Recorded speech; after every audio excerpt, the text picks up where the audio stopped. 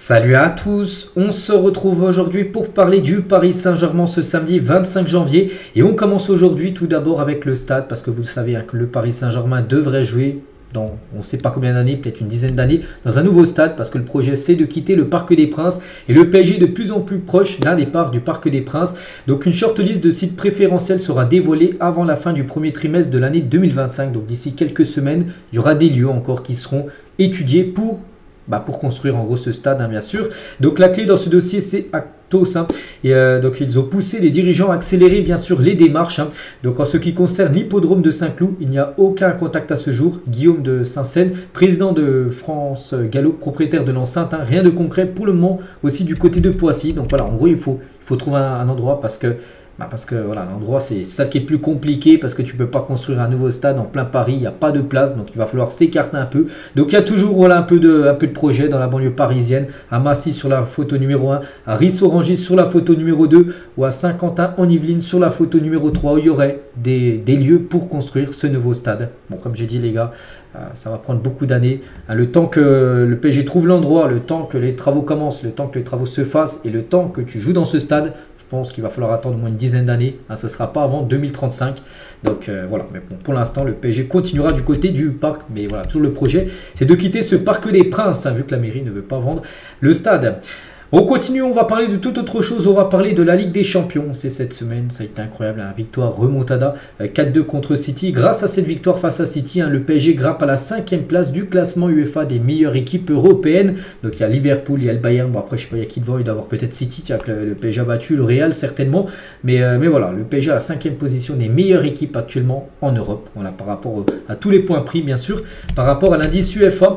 Et Luis Enrique, donc il l'a revu, bien sûr ce match, bien sûr que j'ai revu le match contre City, ça m'a pris 4 ou 5 heures pour l'analyser. Le match a duré 1h30, mais voilà, il mettait pas mal de fois pause pour regarder où étaient les joueurs, qu'est-ce qu'ils ont bien fait ou mal fait, tout ça. Donc il a analysé pendant moins 5 heures cette rencontre. Les analystes que les entraîneurs font aussi avec leur staff, c'est quelque chose de très complet. Voilà, donc parce qu'on sait que le PSG mise aussi beaucoup sur la vidéo cette saison, ou même sur les saisons dernières. Depuis en gros l'arrivée de Luis Enrique, il regarde beaucoup la vidéo pour aider bien sûr, voilà, modifier ce qui n'a pas été par exemple. Donc voilà, bien sûr ce match a été analysé de nouveau par Luis Enrique. On va parler tiens de Kvaratskhelia et son ami les gars Davidashvili, qui est un joueur également géorgien qui joue en Ligue 1, il joue à Saint-Etienne, mais il joue avec lui en sélection. Donc il parle bien sûr de Kvaratskhelia, quelques déclarations. Donc il rêvait de venir au PSG, même si la Ligue 1 est d'un très bon niveau, Kvaratskhelia ne rencontrera pas de problème d'adaptation du côté de Paris, parce qu'il est également très fort bien sûr dans sa tête mentalement. C'est que le mental aussi c'est très important dans le football. Donc Kvaratskhelia, donc il rêvait du PSG et lorsque le PSG lui a fait une offre, il l'a accepté. Il rêve de ça. Nous avons beau être très proches dans la vie, une fois sur le terrain, on laisse ça de côté. Là, c'est Davidashvili qui dit ça.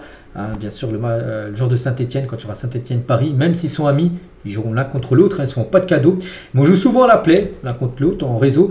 Et on a déjà joué avec le PSG. Voilà, ensemble, de jouer ensemble avec le Paris Saint-Germain. Maintenant, où joue Kvaratskhelia pour utiliser son personnage. Donc Vara aussi ne rencontrera pas de problème d'adaptation parce qu'il est également très fort dans sa tête. C'est quelqu'un de chaleureux, doté d'une très bonne personnalité. C'est comme un frère pour moi. Donc c'est un vrai professionnel. Il adore son métier. Il investit beaucoup d'énergie dedans et cela se voit. C'est quelqu'un qui s'entraîne énormément, qui travaille beaucoup sur lui-même et qui donne toujours le maximum sur le terrain. Et il se montre capable de créer pour marquer un but et de jouer avec les deux pieds. S'il est droitier, il se sert également très bien de son pied gauche. À mon avis, c'est l'un des meilleurs ailiers gauche au monde actuellement, Kvaratskhelia. Voilà, comme les beaux messages de Davidashvili. Et une chose est sûre, donc là, rien à voir avec Davidashvili, c'était quelques déclarations de son compatriote géorgien qui a été interviewé par l'équipe par rapport à l'arrivée de Vara du côté de Paris, mais d'après l'équipe, donc une chose est sûre, Vara est plein d'ambition.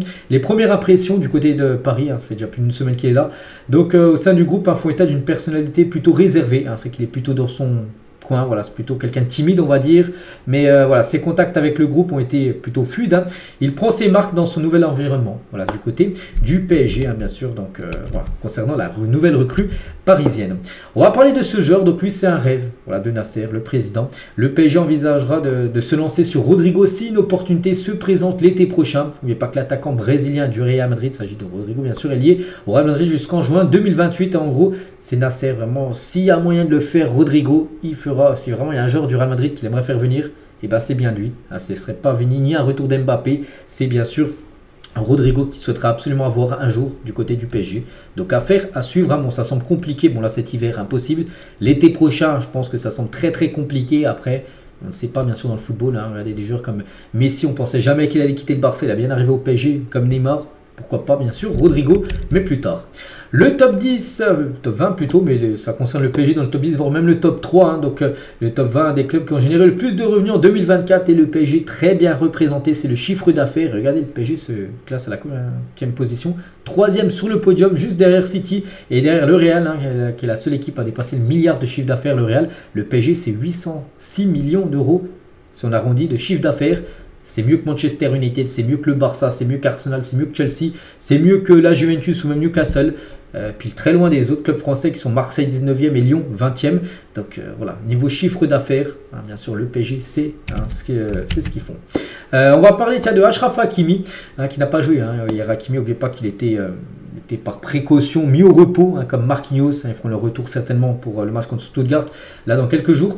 Et Hervé Renard, sélectionneur du Maroc, sur Hakimi, ex-sélectionneur bien sûr du Maroc, bien sûr. Hervé Renard, il a quitté la sélection bien sûr, mais avant il avait déjà coaché bien sûr Hakimi. Donc au début du haut du corps, il était plutôt frais là.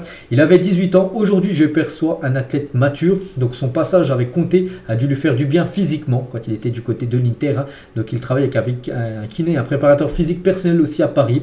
C'est qu'avant il était plutôt fin, que maintenant il a pris quand même en masse musculaire, d'après Hervé Renard. Serge Aurier tient sur Hakimi au journal L'équipe, donc il a des qualités physiques hors normes dans la répétition des efforts, c'est très important. Il incarne parfaitement cette nouvelle génération de latéraux offensifs qui joue comme quasiment, c'est un deuxième ailier, un droit, juste à côté de Dembélé. Donc il a une panoplie physique très complète, dans le beau message d'Aurier sur Hakimi. Timothée Pembele aussi sur Hakimi, qu'il a côtoyé à Paris bien sûr. Donc c'est simple, c'est le plus fort à son poste, au poste de latéral droit. Au-delà de ses capacités techniques, il a tout physiquement, de la vitesse, du coffre, cette capacité à répéter l'effort 90 minutes, c'est vrai, il les fait.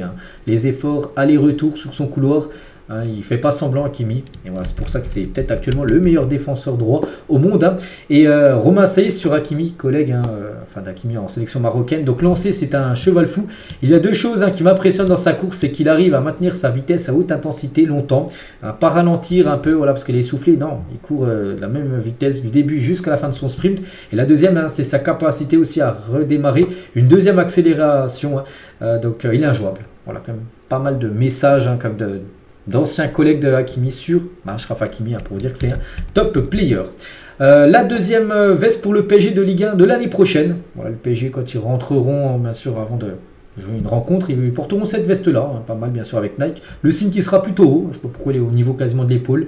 Et toujours bien sûr l'écusson qui sera de couleur bleue, bien sûr.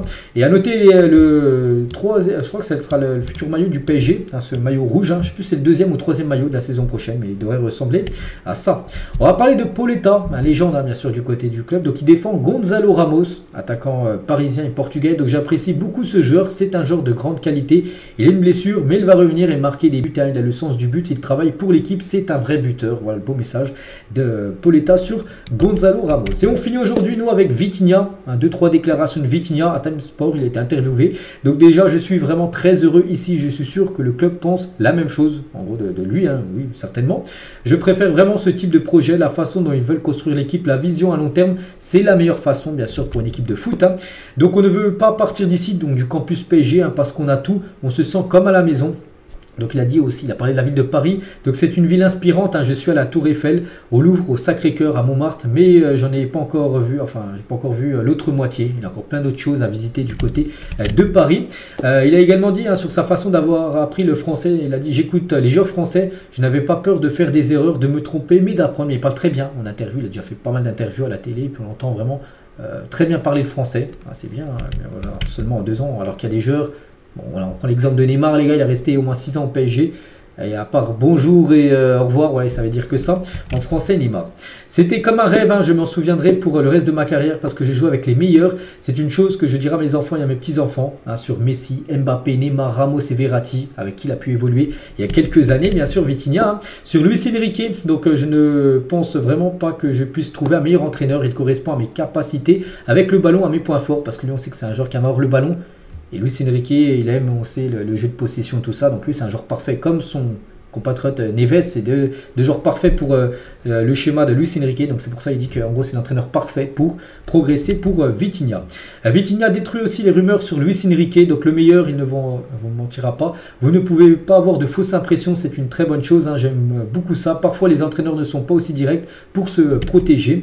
Et toujours avec Vitinha aussi, parle de l'après Mbappé, hein, parce que comme ce joueur a quitté le club, avec tous ses buts marqués, bon actuellement ça ne se ressent pas, le manque de Kylian Mbappé peut-être en début de saison en Ligue des Champions, mais là on sait que ça a été un petit peu mieux là cette semaine, donc bon c'est une saison différente, vous ne pouvez pas le remplacer directement, mais vous le remplacez par l'équipe, par le collectif, c'est ce que nous avons fait, nous sommes meilleurs collectivement, nous l'avons déjà montré, nous avons de grands attaquants bien sûr, et tout le monde maintenant peut marquer, hein, bien sûr du côté de Paris, et on finit avec Vitinha, et sur sa prolongation il a dit, hein, tout ce que je peux dire, c'est que je veux vraiment rester ici, je suis vraiment heureux ici, et je suis sûr que le club pense la même chose, et voilà, en gros, sa prolongation devrait être faite là, très prochainement, il devrait prolonger actuellement un contrat jusqu'en 2027, il devrait prolonger jusqu'en 2029 du côté de Paris. Donc voilà les gars, tout ce qu'il y a à dire aujourd'hui, j'espère que ça vous a plu, on se retrouve demain, on parlera bien sûr du match d'hier, hein, comme on le fait chaque lundi, et voilà, moi je vous laisse, je vous souhaite une très bonne journée, et à demain.